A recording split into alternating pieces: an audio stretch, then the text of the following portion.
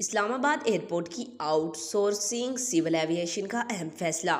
اسلام آباد international airport کی out sourcing کے حوالے سے پبلک پرائیویٹ پارٹنرشپ کے تحت انتظامی آؤٹ سورسنگ میں پیش رفت نہ ہو سکی۔ ARY نیوز ویب ڈیسک کے مطابق سول ایویشن اتھارٹی نے درخواستوں کے لیے مدت میں توسیع کر دی۔ توسیع سمیت دیگر شرائط و ضوابط پر مبنی اشتہار جاری کر دیا گیا۔ ممکنہ بولی دہندگان کی جانب سے مدت میں توسیع کے لیے تحریری درخواستیں موصول ہوئی۔ بولی جمع کرنے کی آخری تاریخ 15 مارچ 2024 مقرر کر دی گئی۔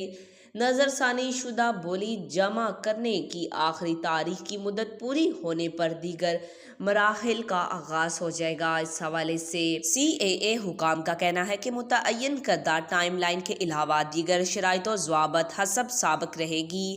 دلچسپی رکھنے والے بولی دہندگان ریکویسٹ فار پرپوزل حاصل کر سکتے ہیں۔ آج تک کے لیے اتنا ہی۔ مزید ایسی معلوماتی ویڈیو دیکھنے کے لیے ہمارے چینل کو سبسکرائب کریں۔